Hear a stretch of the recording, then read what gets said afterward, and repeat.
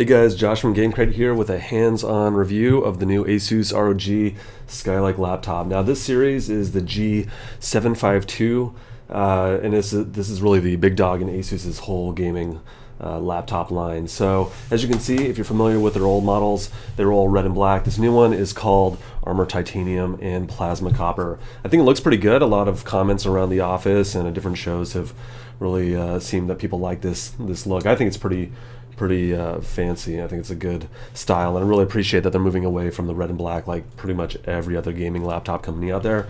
A little bit surprised though that a lot of this is plastic. When you see the pictures, it looks like it's all brushed aluminum. It looks like it's going to be a MacBook, but it's mostly plastic. I mean, this is a nice sort of soft touch feel, and overall it's a really well-built machine.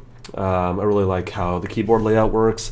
It's really smart to have the keys drop down like this, the arrow keys. Pretty much if you have a 10 key setup, you gotta drop the arrow keys down like this. Otherwise your hands just get lost in this mix of keys. I also think the trackpad is really responsive, which is actually something that not all gaming laptops can do right. So MSI, I did not like their trackpad, but the ASUS trackpad on this model is actually one of the very best. It does all the Windows 10 scrolling features, which I really dig. They also have a lot of excellent pieces of software that ASUS has included with this laptop. So this is for the macro keys right up top here, and you can quickly launch them, bind them to different programs pretty easily, which is a nice effect. So it takes one press like that, and then you're able to pop up applications. So that's pretty slick. There's a lot of great included software, which is appreciated because a lot of laptops include a lot of bloatware. So other details about this, on the downside, one of my biggest problems with this laptop is actually the sound. Now, some other reviews have said that they like how it sounds. Personally, I'm not a fan of the way that this is done. You can see that the speaker is actually wedged in here behind the monitor itself. When I first took this laptop out of the box and was playing around with it, I thought the speaker sounded muffled.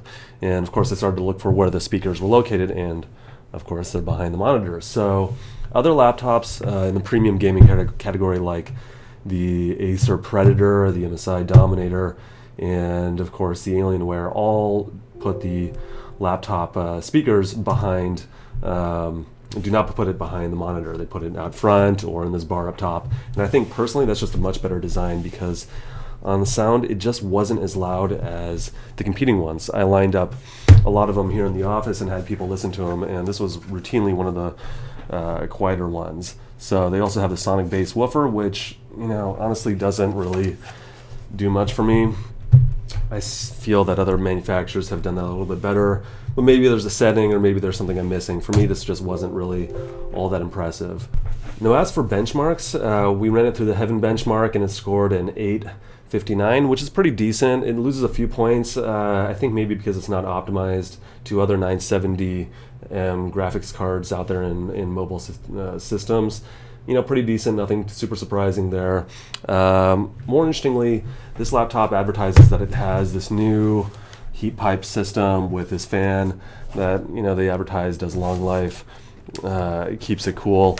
In the Heaven benchmark, it got up to about 69 degrees Celsius at points, which is decent. I mean, the MSI Dominator with the 980 and the higher end i7 Skylake got up to 81, so that's pretty high.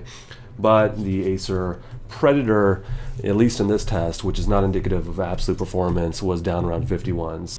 So the big feature with the ASUS laptop is the new G-Sync monitor. Now, only ASUS, MSI, and a few other guys actually have G-Sync monitors connected to the NVIDIA graphics cards, and that's, in my mind, a pretty big deal. The G-Sync monitors are going to become standard, I think, in gaming laptops. So this is one of the first ones that has it. Acer does not, the Alienware does not, Lenovo does not. So it's a big deal, and I think it looks pretty great.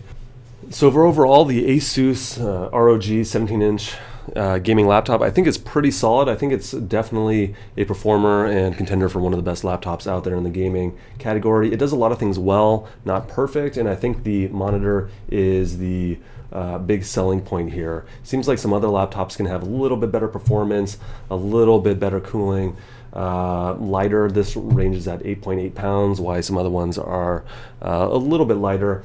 And the sound, I think, is a weakness, but overall it seems very well built and has a lot of good features, a lot of great software. So overall it's a pretty solid performer in the ultimate gaming laptop category.